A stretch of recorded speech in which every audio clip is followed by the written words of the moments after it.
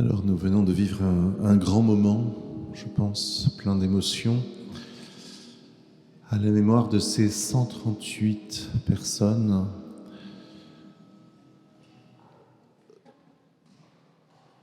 Alors ce que j'ai envie de dire tout d'abord, c'est que ce n'étaient pas forcément des saints, mais certains ont sans doute marché vers la voie de la sainteté. Ce n'étaient pas forcément des martyrs au sens où l'entend l'Église. Ils ne sont pas morts en haine de la foi, mais certains, et même beaucoup, ont vécu un véritable calvaire. Ce ne sont pas forcément des héros, mais certains ont eu des gestes héroïques. Et même si certains n'ont rien fait d'extraordinaire, ce qui est sûr, par contre, c'est qu'ils ont vécu l'Évangile. Alors 2 hommes seront au champ, l'un sera pris, l'autre laissé. 2 femmes seront au moulin en train de moudre, l'une sera prise, l'autre laissée. Veillez donc, car vous ne savez ni le jour ni l'heure.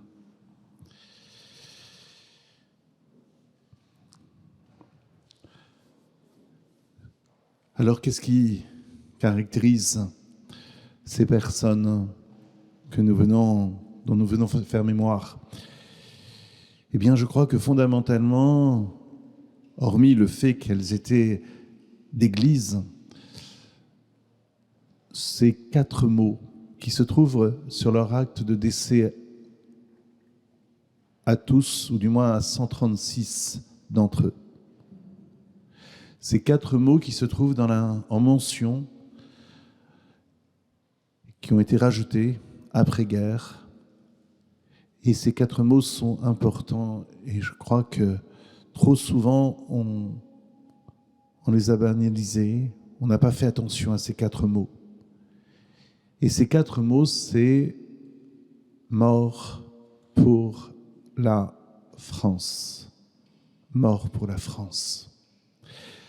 Les personnes dont je vais vous parler ce soir sont morts pour la France.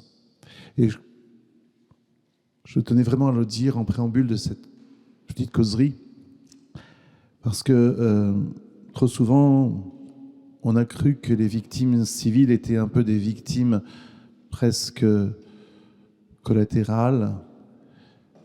On les a un peu oubliées. Et pourtant, au même titre que nos troupes alliées qui ont débarqué le 6 juin 1944 et qui nous ont donné la liberté, oui, ces 138 personnes ont participé pleinement à la liberté. Et elles sont mortes pour la France, pour notre pays. Elles sont mortes pour la liberté. Et je crois que c'est important de le rappeler. Parce que, qu'elles soient normandes, bretonnes, un peu plus loin de Mayenne aussi, ou qu'elles soient, et ça c'est plus étonnant, ça a été une de mes découvertes, qu'elles soient de pays étrangers, puisque dans la liste des 138 noms, vous avez une sœur italienne, vous avez 2 sœurs espagnoles, vous avez une Belge, une Anglaise, une Irlandaise, une Suisse et une petite Chinoise. Elles aussi ont donné leur vie pour la France, pour ce pays. Et notre pays a reconnu, en effet, qu'ils ne sont pas morts pour rien, qu'ils n'étaient pas des morts secondaires.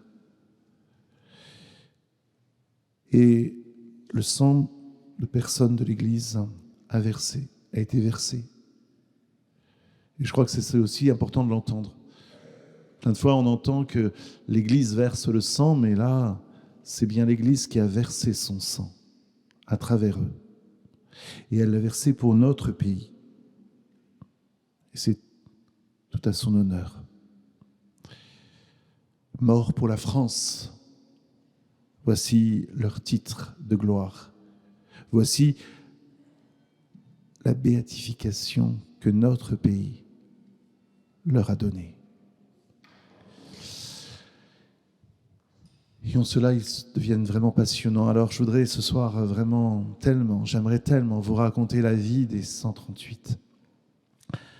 Malheureusement, ce n'est pas possible, ou alors ça va nous entraîner très très loin. Mais à défaut de cela, eh bien, je vais prendre quelques visages. Il y en a quelques-uns qui ont été posés ici. Voilà, quelques visages pour finalement nous faire rentrer dans cette famille. Et surtout, je voudrais ce soir leur redonner la parole à nos oubliés.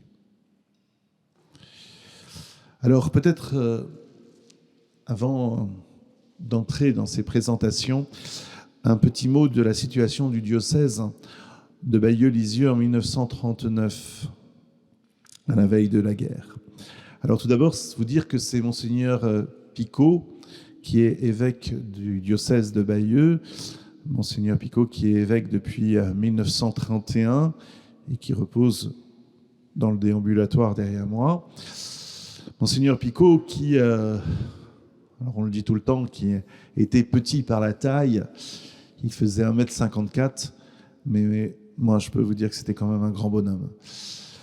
Ce qui est sûr, c'est que Monseigneur Picot, en plus d'être évêque de Bayeux, il était père spirituel d'une religieuse de Bretagne, que peut-être certains connaissent, Mère Yvonne Aimée de Malétroit.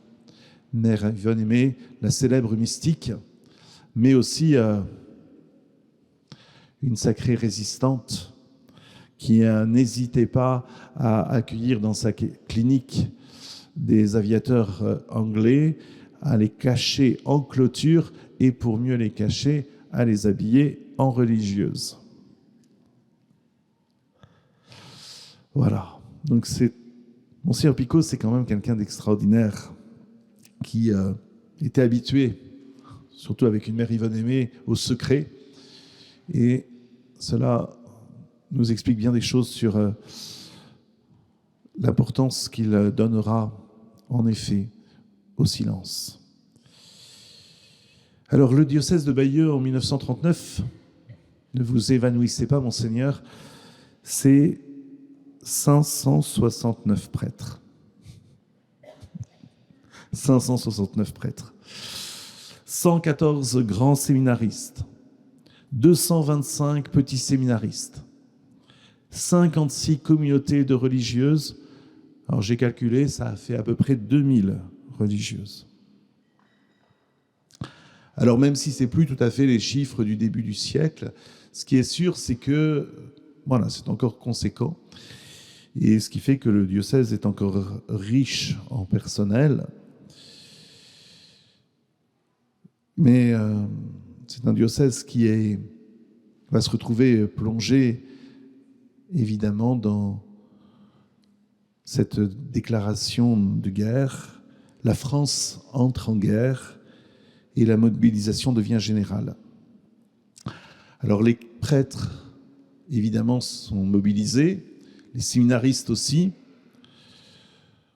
On va avoir 127 prêtres mobilisés. 127 prêtres mobilisés, 59 séminaristes. Et évidemment, cette mobilisation prend les prêtres là où ils sont. Alors la plupart sont dans leur paroisse. Il y en a un qui est en sanatorium en Savoie, l'abbé Jacques Leclerc. Et puis l'autre qui doit revenir de l'étranger. Alors, il s'appelle Jean d'Aligot, l'abbé Jean d'Aligot, donc il est à l'étranger. Alors vous me direz, c'est génial, il était en vacances. Sauf que j'ai jamais vu des voyages de vacances qui sont marqués sur un livret militaire. Or, sur son livret militaire, il est bien marqué que pour la mobilisation, il rentre de l'étranger. Je n'en dirai pas plus pour l'instant. Alors, nous entrons dans ce qu'on a appelé la drôle de guerre, qui va durer donc du 3 septembre 39 au 10 mai 40.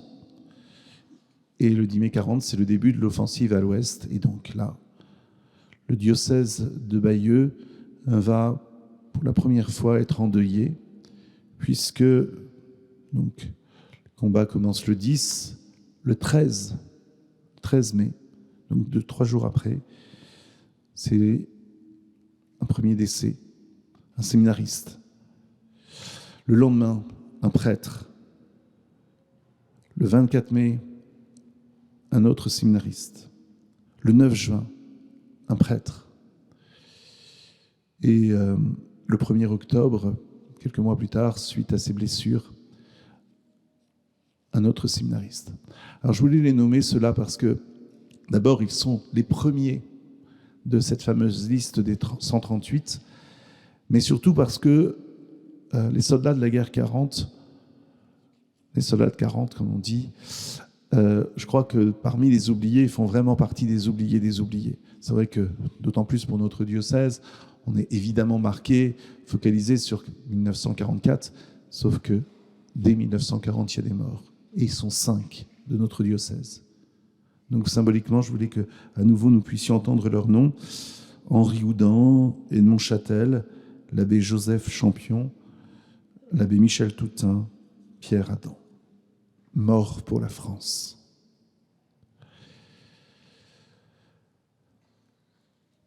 Alors, voici que les Allemands arrivent à Paris, Pétain demande l'armistice, et donc les soldats deviennent prisonniers de guerre. Et parmi donc, tous ces prêtres du diocèse de Bayeux qui avaient été mobilisés, 30 vont devenir prisonniers de guerre. Ce qui n'est pas rien et ce qui est très important, parce que vous avez Monseigneur Picot qui ne digérera jamais d'avoir des prêtres prisonniers et qui, alors qu'il aurait tellement besoin d'eux, en plus c'est des jeunes prêtres évidemment, et il aura cette phrase qu'on a longtemps passée un peu, pour le coup, sous silence. Il dira « Ils m'en ont pris suffisamment, il ne faut pas leur en donner d'autres. » Ils m'en ont pris suffisamment, il ne faut pas leur en donner d'autres. Et je vous dis cette phrase parce que cette phrase-là, elle ne va pas être perdue pour tout le monde. Et en effet, on va avoir des prêtres qui, forts, entre guillemets, de cette bénédiction de leur évêque, vont commencer à cacher des jeunes hommes qui sont appelés au STO, service du travail obligatoire. Alors, je fais une petite avancée en 1944, excusez-moi, mais là, l'histoire est tellement belle, enfin, du moins, tellement étonnante. Donc, on est en 1944. Général de Gaulle arrive à Romanche. Une des premières personnes qu'il rencontre, c'est un prêtre, l'abbé Paris, qui est à cheval. Excusez du peu, il est à cheval. Il a voulu voir où se passait le débarquement, donc il arrive, il est à cheval. Et donc, voilà. Il se trouve nez à nez avec le général. L'abbé Paris se met au garde à vous, rien que ça. Et voilà, un petit dialogue qui s'installe avec le général de Gaulle. Et le général de Gaulle qui lui dit « Alors, monsieur le curé, qu'est-ce que vous avez fait pendant, voilà, pour la libération ?» Et l'abbé Paris tout simplement qui dit « Mon général, on a planqué des mecs. Mon général, on a planqué des mecs. » Ça, je trouve cette phrase-là, elle est extraordinaire. Mais elle dit, en fait, ce qui s'est vécu et ce que, finalement, Monseigneur Picot avait insufflé. Il y aura très, très peu de séminaristes qui, par exemple, partiront au STO. Vraiment, tout le monde se cache. Et les prêtres permettent cela. Alors, je sais pas, mon but, c'est pas de vous raconter l'histoire du diocèse pendant la guerre, mais vous donner quand même quelques petites informations qui auront leur importance. Surtout que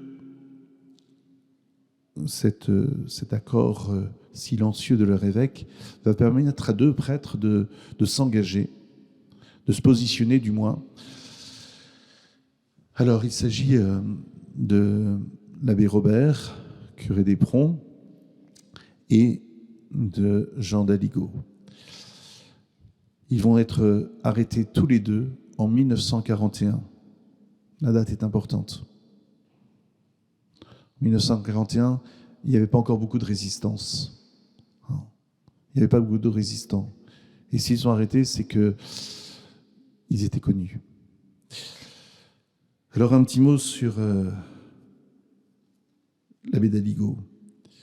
Accusé d'espionnage, il est donc arrêté à Villerville le 31 août 1941, juste après la messe. Et il va être aussitôt transféré d'abord à Caen, puis à Paris, Fresnes, Cherche-Midi, Sainte-Anne.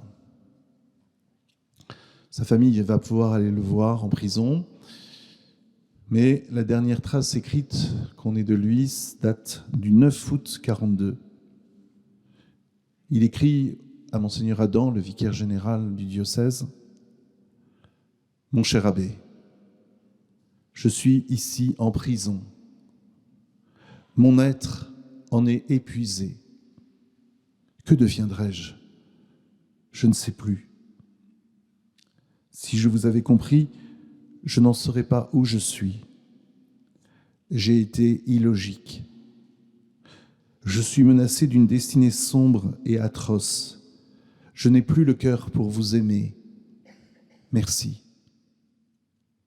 Pouvez-vous voir mon frère René et lui dire que si je venais à être condamné à mort, qu'il réclame mon corps.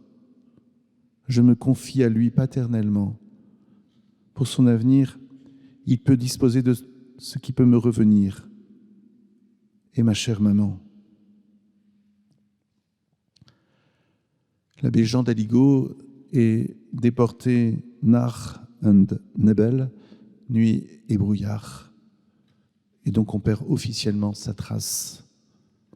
Et on l'aurait complètement perdu si pendant sa déportation, se servant de ce qu'il trouvait, l'artiste qu'il était n'avait pas continué à peindre. Dans le camp de Inzert et dans sa prison de Trèves, il va se servir de ce qu'il trouve pour réaliser des petites œuvres d'art, des petites peintures. Il se sert de papier journal pour faire des toiles, il gratte la peinture sur les murs, il se sert de paille pour faire des pinceaux, il se sert de sa soupe, de savon, de rouille, de pelle, et avec cela, il compose des œuvres extraordinaires qui sont aujourd'hui au musée de la Résistance et de la déportation de Besançon, puisqu'elles ont heureusement été sauvées après-guerre par un prêtre, l'abbé de la Martinière. D'autres œuvres se trouvent au mémorial de Caen.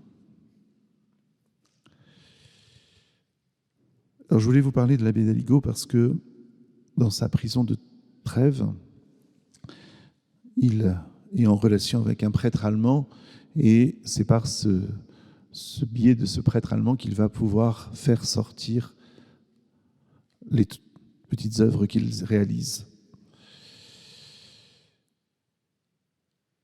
Ce prêtre allemand est sans doute devenu un ami et donc il commence à échanger et un jour, évidemment, donc on est en 1944, ça fait donc 3 ans que l'abbé d'Aligot a été déporté.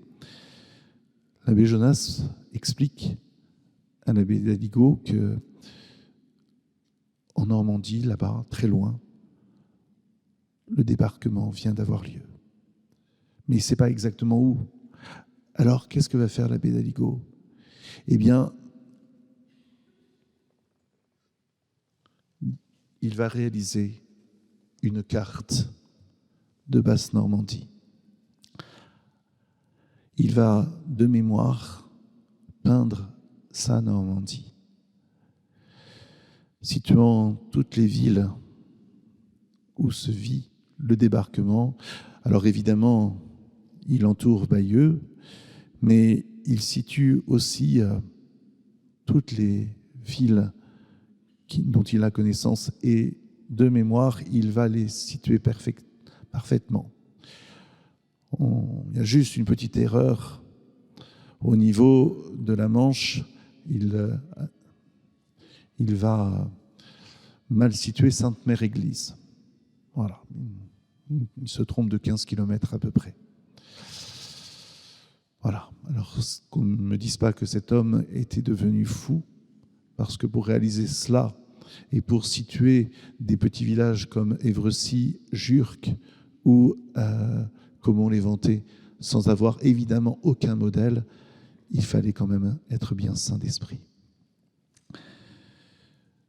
Mais on imagine combien cette carte de sa Normandie a été pour lui une source extraordinaire d'espérance. Voilà, ça y est. Tous ces combats allaient enfin trouver une réponse, voilà, que la liberté allait venir. Donc l'abbé d'Aligot décrit la scène du débarquement, le lieu de débarquement, et évidemment, ici, on le vit. La bataille de Normandie commence dans la nuit du 5 au 6 juin 1944. Les Alliés prennent pied sur les côtes normandes et le diocèse de Bayeux, lui, évidemment, est touché en plein cœur. Il est 5 heures du matin, dans les bâtiments que sont aujourd'hui le centre Saint-Paul, l'INSR. À l'époque, c'est le petit séminaire. Et donc, à 5 heures du matin, les petits séminaristes sont réveillés par leur surveillant, l'abbé Goudier, et il leur annonce que le débarquement a lieu et qu'ils vont devoir être expulsés puisque les soldats allemands envahissent la maison et vont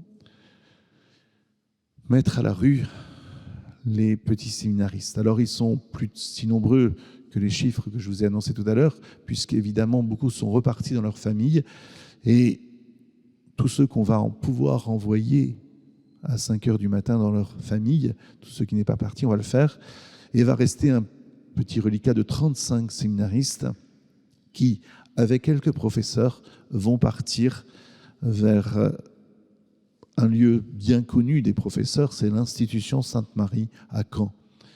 Et ensemble, ils vont donc partir vers le centre-ville.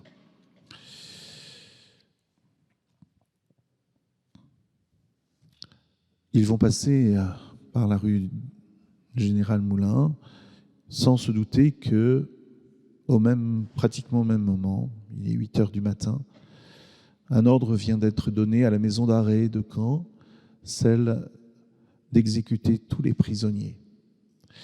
Et tous les prisonniers, ils sont 80, arrêtés les derniers jours. Et parmi eux, il y a un prêtre, l'abbé Bousseau. L'abbé Bousseau, alors c'est un personnage. Il est assez extraordinaire. Il est curé de Houilly, le Tesson, mais auparavant, il a été missionnaire au Mackenzie, donc dans les grands nord canadiens. Et il en a gardé un peu la fougue. C'est un homme qui, sur la porte de son presbytère, a écrit « Qui que tu sois, si tu es dans le besoin, cette maison est la tienne. » Alors, l'abbé Bousseau, il a bien entendu la phrase de Monseigneur Picot. Il ne faut pas leur en donner d'autres, des prisonniers. Et donc, il va commencer à cacher des gars, à planquer des mecs. Et avec ces mecs réfractaires, eh bien, il va former un petit groupe de résistance.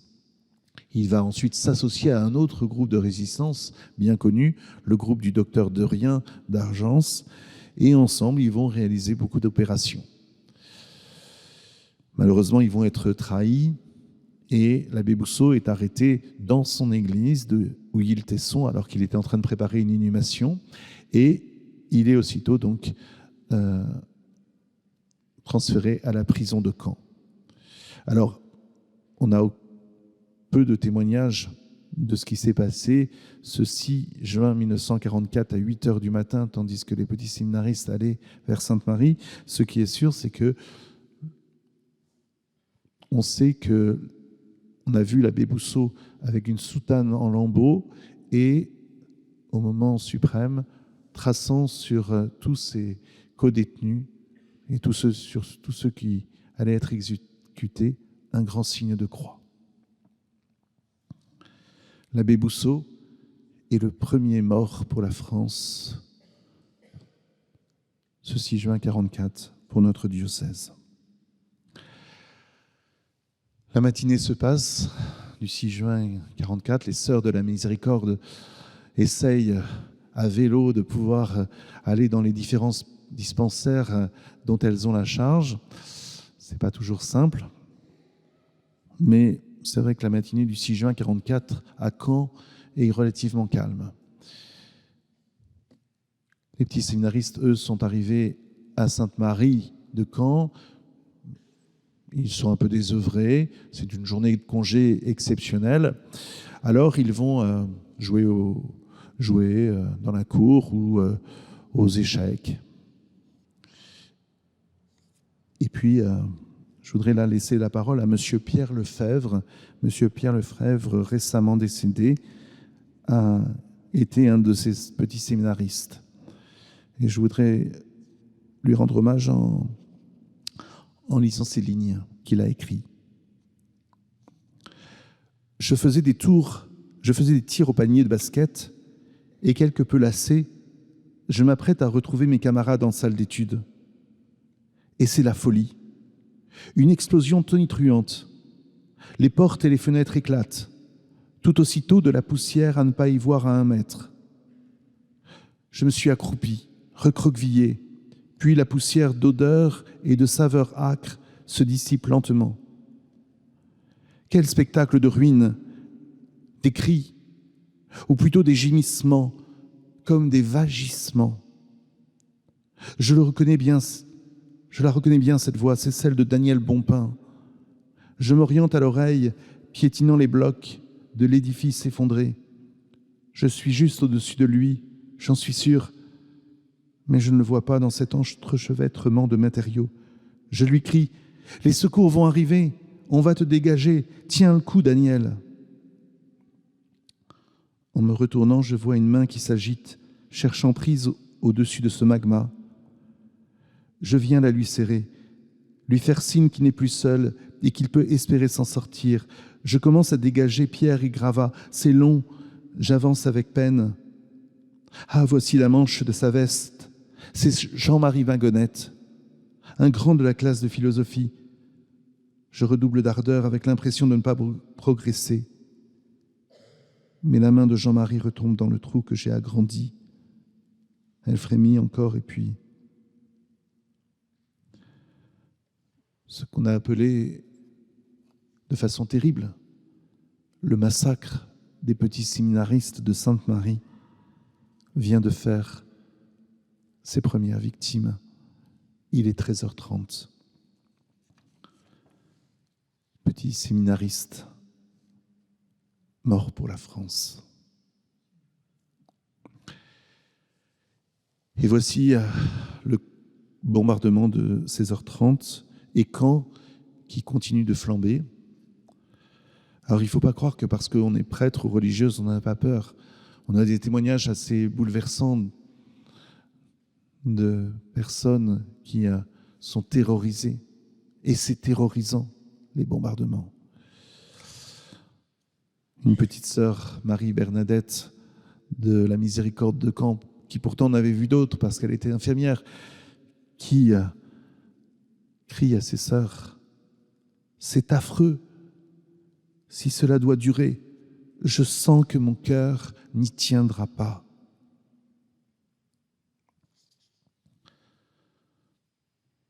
Deuxième bombardement de la journée. Et puis le dramatique bombardement de 2h40 du matin. Et là, c'est le monastère Notre-Dame de Charité, fondé par Saint Jean Eudes, qui s'effondre.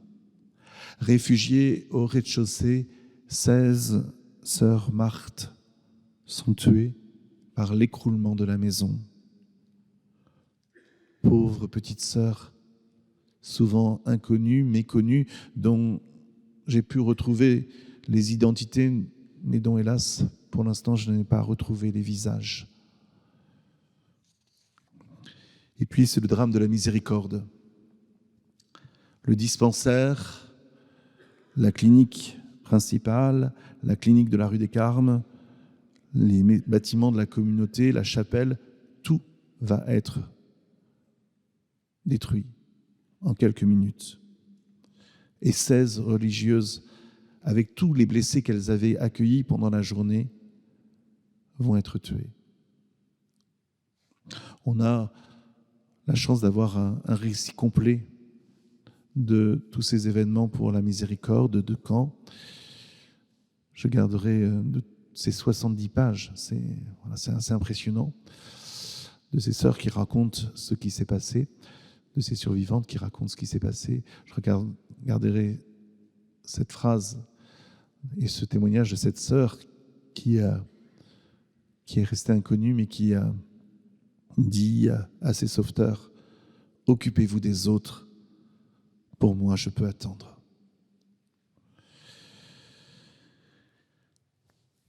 Toujours dans ce bombardement de la nuit, il va y avoir une autre victime. Alors quelqu'un de très très connu sur la place de Caen, c'est le révérend père Poujol. Le révérend père Poujol est un prêtre qui faisait beaucoup de missions dans toute la Normandie. Il prêchait partout. Et le 6 juin 1944, il passe sa journée à sauver des blessés, à aider les blessés, à consoler ceux qui sont dans le deuil. Et le soir, voyant que les maisons qui entourent l'église Saint-Jean sont en train de brûler, il veut aller sauver le Saint-Sacrement dans l'église Saint-Jean. Il veut aussi récupérer des calices, des ciboires, des objets précieux de l'église. Il veut aussi protéger sa famille. Et malheureusement, donc, il va être tué dans ce bombardement. Et on retrouvera une semaine après son corps au fond de son jardin, et le calice qui est devant moi et son calice qui a été retrouvé quelque temps plus tard, ce 7 juillet je crois, par un de ses neveux. Et à travers ce calice, on voit combien cette bataille de Normandie a martyriser les hommes, martyriser les bâtiments, martyriser les objets.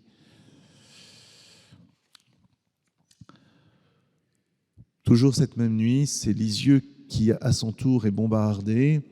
Lisieux qui va connaître des drames absolus avec l'écroulement de la Providence, le monastère, les bâtiments de la congrégation de la Providence de Lisieux.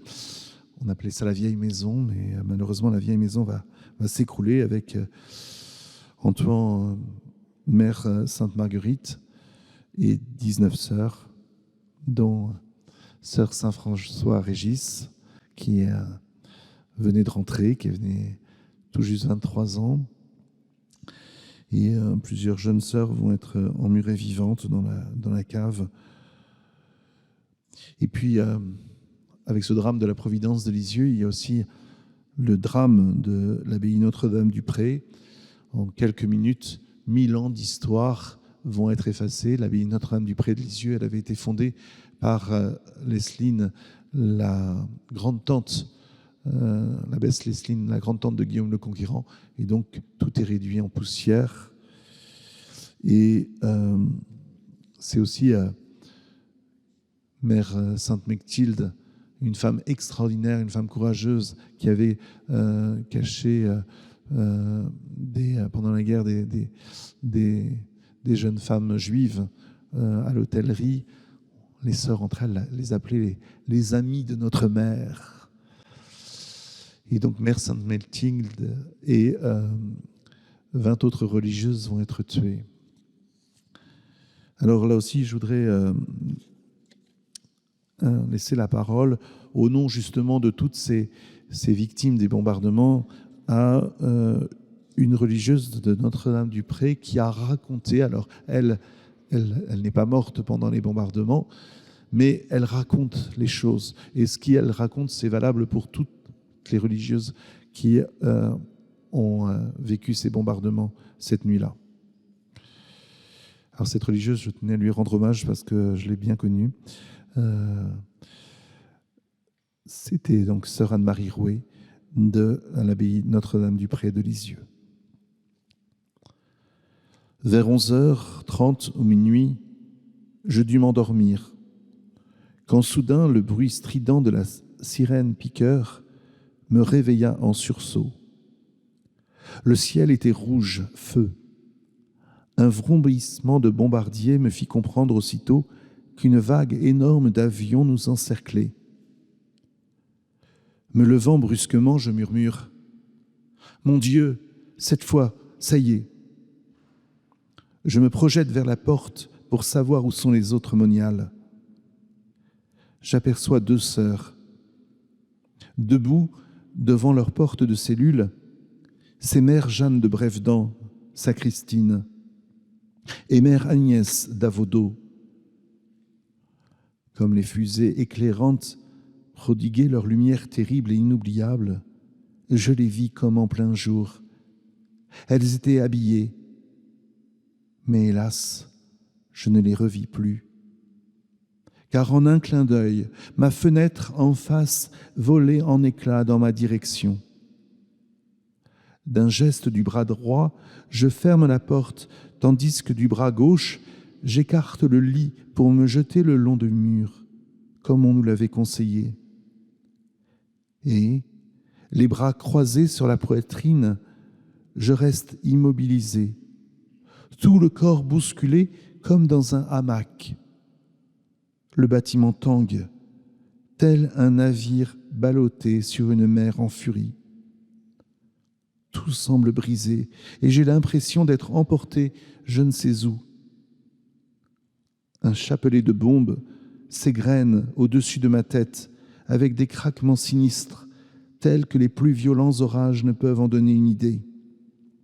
Ce bombardement dure 7 minutes, m'a-t-on dit. Je n'ai pu vérifier. Quelques cris d'appel après la tourmente, et puis ce fut le silence de mort.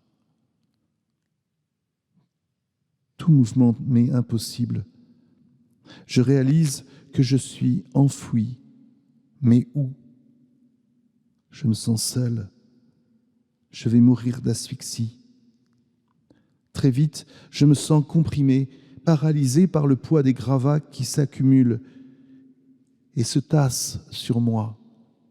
Je lutte, essayant de remuer les extrémités des mains et des pieds. En remuant l'index de la main gauche avec persévérance, la poussière tombe peu à peu et fait un trou qui me procure un peu d'air.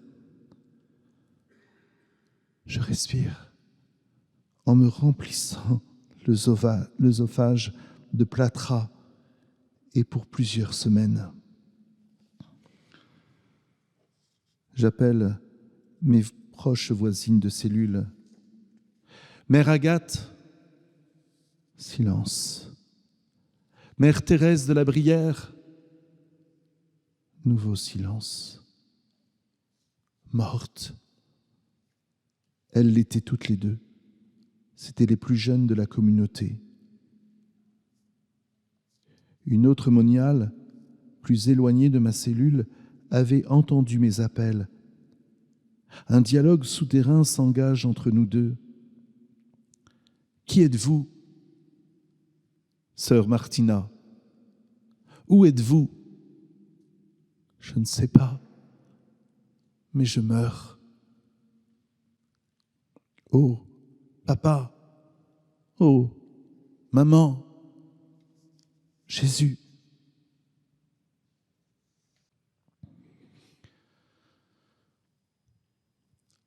Les yeux continuent de brûler et c'est le refuge là-haut sur la colline qui éclaire tous les habitants, puisque en flammes, tout le monde est éclairé. J'ai même entendu que des personnes ont vu des sœurs brûlées. Alors les sœurs de la Miséricorde de Laval, on les connaît moins, mais on mériterait parce que il y en avait une au moins qui avait beaucoup d'humour, parce qu'il en faut dans ces moments-là aussi de l'humour. Et la veille, donc le 5 juin, elle avait dit à ses sœurs, « Oh, j'avais commandé le thé chez le bon Dieu, et puis rien. Ce n'est que partie remise. Ce sera peut-être pour demain qu'il m'invitera pour le déjeuner. » Et c'est ce qui s'est passé.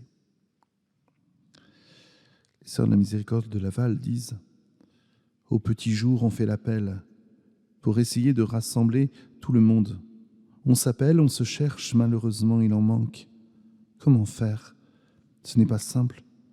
Les chemins sont impraticables, des trous de bombes, des décombres, des fatras et des corps jonchent le sol. » Et puis, quatrième communauté touchée à Lisieux, les petites sœurs des pauvres.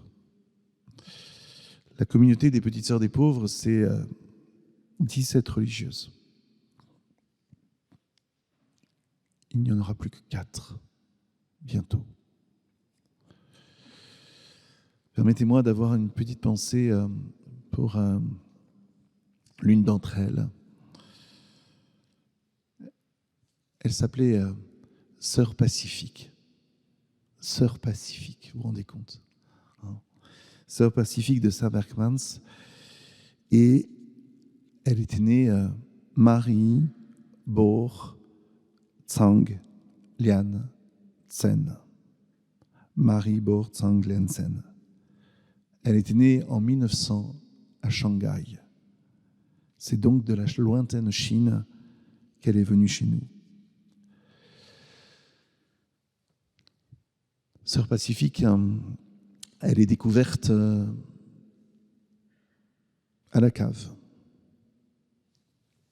Elle était au 2e étage, dans le dortoir des femmes. On imagine la chute. Et à peine est-elle tombée que voilà qu'une lourde bibliothèque s'écrase sur elle. Elle est recouverte évidemment de débris de toutes sortes, de poutres, de décombres. Et il faut que les prêtres et les séminaristes de la Mission de France aient beaucoup de courage pour venir la délivrer. Alors, on a déjà dit vraiment combien ce qu'avaient fait les prêtres et les séminaristes de la Mission de France ont été importants pour les yeux, pour le sauvetage des blessés, mais particulièrement, en effet, là, pour les petites sœurs des pauvres, ils ont été extraordinaires. Donc, la pauvre sœur Pacifique est coincée et il va falloir 2 heures pour arriver à la dégager. Alors, évidemment, c'est dans des conditions terribles. Un des prêtres de la Mission de France arrive, alors que la cave est en train de s'effondrer, à lui donner la communion. Et on continue à essayer de la dégager. Et puis alors, il y a une petite sœur qui, elle, était près des sauveteurs, qui s'aperçoit quand même qu'ils sont épuisés. Ces sauveteurs, ils sont fatigués, ils n'en peuvent plus. Il faut dire qu'ils n'arrêtent pas de faire des sauvetages. Et là, c'est très très dur de sauver Sœur Pacifique. Alors, elle leur dit, attendez, je vais aller vous chercher quelque chose. Et elle leur ramène une boîte de sardines. Pas maintenant, disent-ils. On veut sauver la petite sœur Pacifique. Et là, de dessous les décombres, on entend une petite voix qui dit « Mon père, je peux attendre, prenez le temps de manger. » Mon père, je peux attendre, prenez le temps de manger.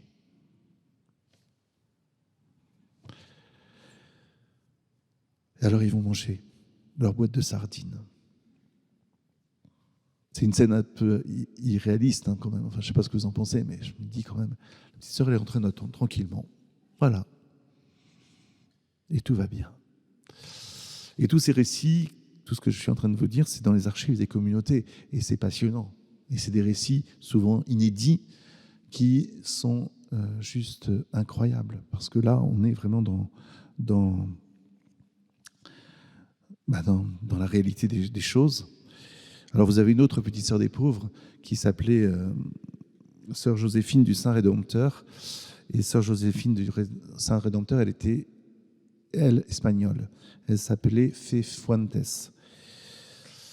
Et le soir, dans la nuit du 7 juin, les sauveteurs entendent quelqu'un, mais ils n'arrivent pas à trouver qui parle en espagnol, crie en espagnol, pleure en espagnol, chante, prie en espagnol.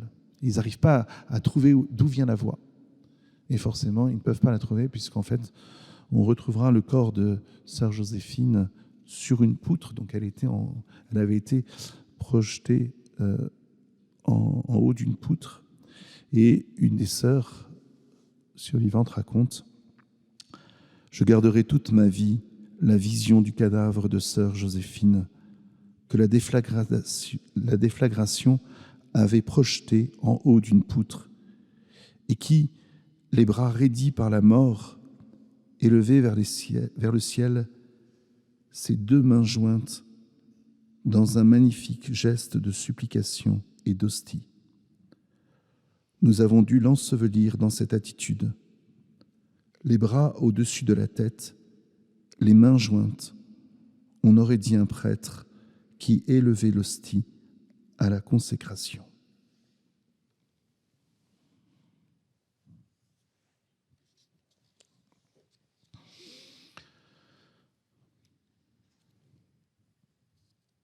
Notre diocèse continue à être touché par les bombardements. Alors je ne peux pas évidemment tous vous les évoquer, mais bon, voilà, Séphir, Condé-sur-Noireau, Douvres la délivrante, Aulnay-sur-Odon, Évrecy, Saint-Germain-de-Talvende.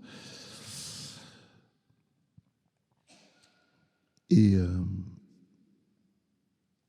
avec leur lot de victimes, prêtres, religieuses, séminaristes, les séminaristes qui étaient rentrés, les petits séminaristes qui étaient rentrés des fois dans leur famille, mais voilà, ils vont être tués pour beaucoup dans leur famille et même des fois avec toute leur famille. Voilà. Donc tous ces religieuses morts pour la France. Ces séminaristes morts pour la France. Et puis alors,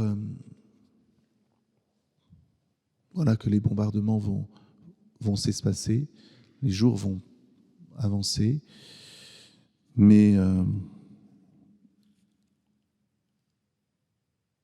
on va avoir s'il y a des gens qui partent des villes, parce que voilà, les villes sont devenues excessivement dangereuses, il y en a qui choisissent de rester. Et c'est le cas d'un autre de ces visages dont je voudrais vous parler ce soir. Il s'appelait le chanoine Pierre Ruel. Le chanoine Pierre Ruel, c'est le curé de Saint-Pierre-de-Camp.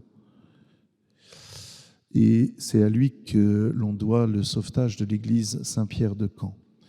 Parce que lorsque le feu a commencé à prendre à la charpente de l'église Saint-Pierre, avec ses deux vicaires, l'abbé Poirier et l'abbé de Pantoux, il va, au fur et à mesure que les poutres tombent dans la nef de l'église, il va les sortir pour que l'édifice ne soit plus en danger.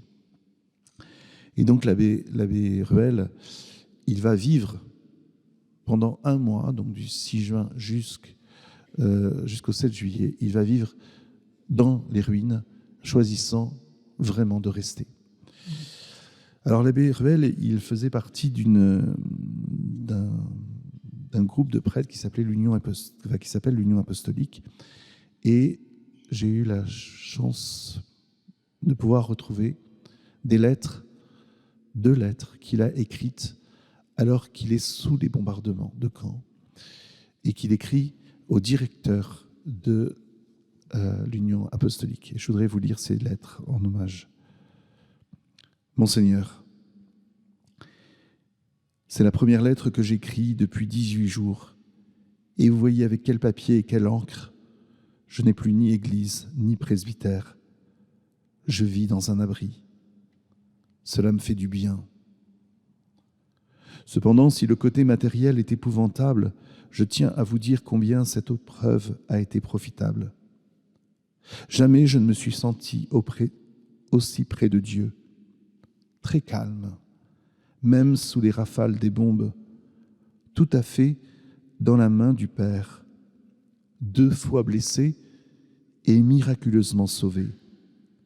Alors que des morts m'entouraient, ayant envisagé plusieurs fois la perte de tout et l'ayant accepté par un vœu conscient de pauvreté absolue. Mais Dieu a permis que, jusqu'ici du moins, je puisse sauver une partie de mon mobilier et de mes livres. Je suis resté, ainsi que mes 2 vicaires, au milieu de mes paroissiens en détresse.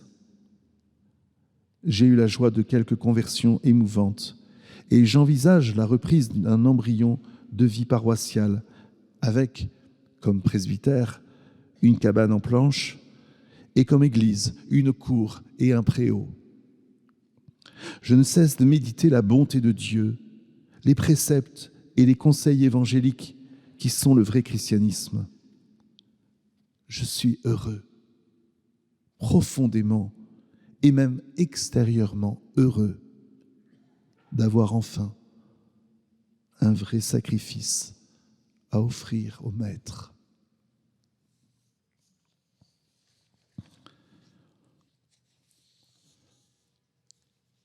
Lettre du 1er juillet.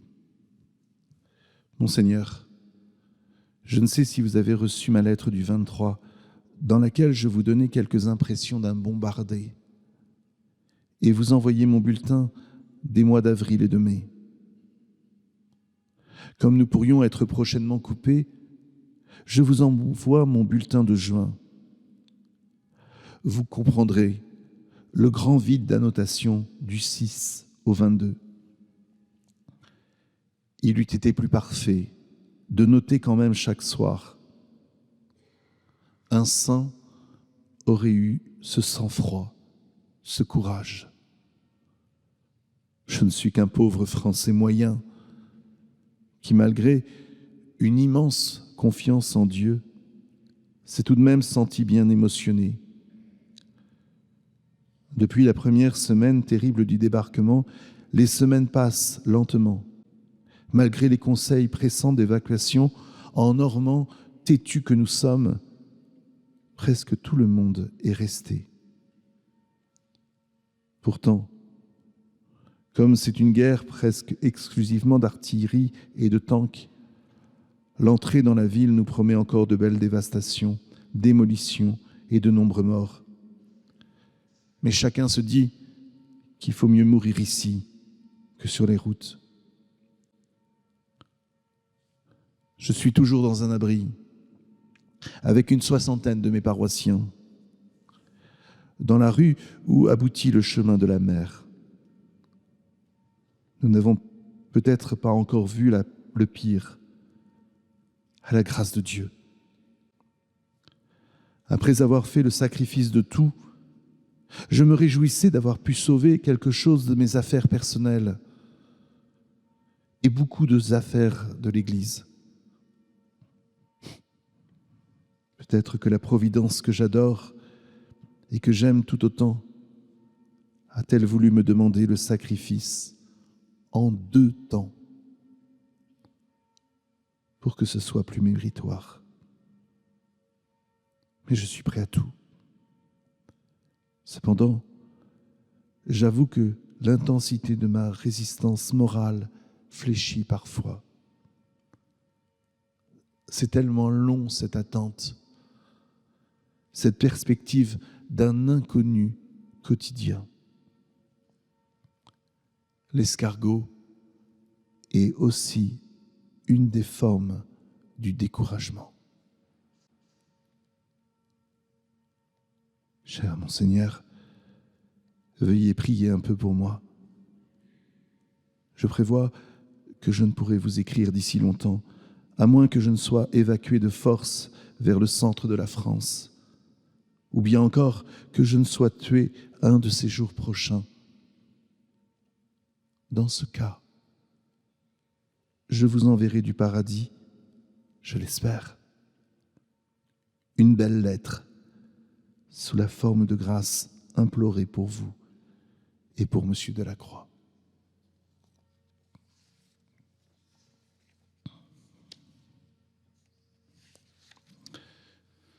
Le 7 juillet,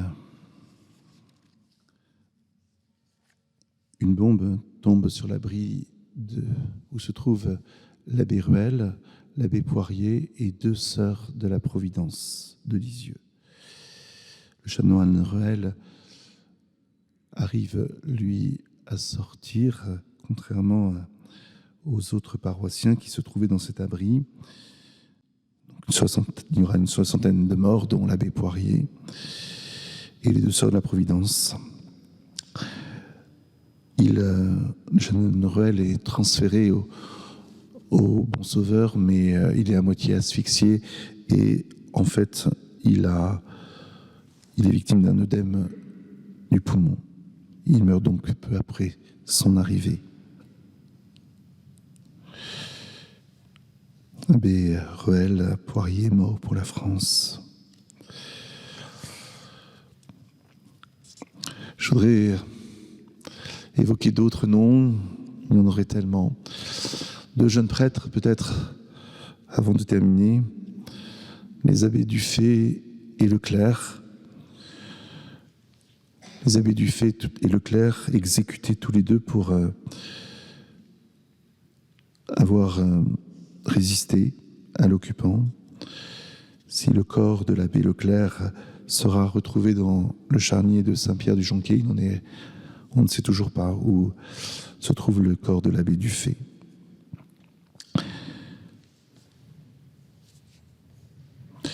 Et puis, une autre figure de prêtre, pour terminer, celle de l'abbé Lanier. L'abbé Lanier qui, très tôt, lui aussi, sans doute parce qu'il avait entendu l'appel de Monseigneur Picot, va cacher des mecs, planquer des mecs. Et dans sa petite commune, dans la petite paroisse du Pré-d'Auge, près de Lisieux, il va cacher tous ces jeunes jastistes. Et il ne va pas faire que ça, il va faire aussi des faux papiers, il va réaliser plusieurs missions et va cacher aussi des aviateurs anglais. Pour tout cela, il va évidemment, malheureusement, faire susciter des réactions. Il va être donc dénoncé et il est arrêté par les Allemands le 22 mars 1944 et déporté au camp de Neuregem, puis transféré à Dachau le 8 décembre 1944. Notre diocèse, lui, a enfin été libéré. Et puis, c'est la France qui, progressivement, va l'être. N'oublions pas que l'abbé Lanier, lui, est toujours prisonnier. Et il va l'être jusqu'au 28 avril 1945, où le camp de Dachau va être libéré. Et il écrit à ses amis le 1er mai, donc 2 jours plus tard, la libération du camp de Dachau. Chers amis, vous avez su que j'étais parmi les rescapés de Dachau. Je me demande si je rêve, et vous devinez avec quel bonheur je vous donne de mes nouvelles. Il n'est pas de jour où je n'ai pensé au Pré-d'Auge, à vous surtout. La santé est bonne, malgré le travail, les coups, la faim. Après des heures affreusement tragiques, nous avons été délivrés par les Américains, qui nous ont sauvés en nous donnant de la nourriture et en s'attaquant à la terrible épidémie de typhus qui s'ajoutait à tant de misère. Parmi les derniers fusillés, avant l'arrivée des Américains, il y a malheureusement un prêtre du diocèse de Bayeux, l'abbé d'Aligot, n'annonçait pas encore sa mort, car sa famille ne se doute de rien. Abbé Jean d'Aligot, mort pour la France. Je vous remercie.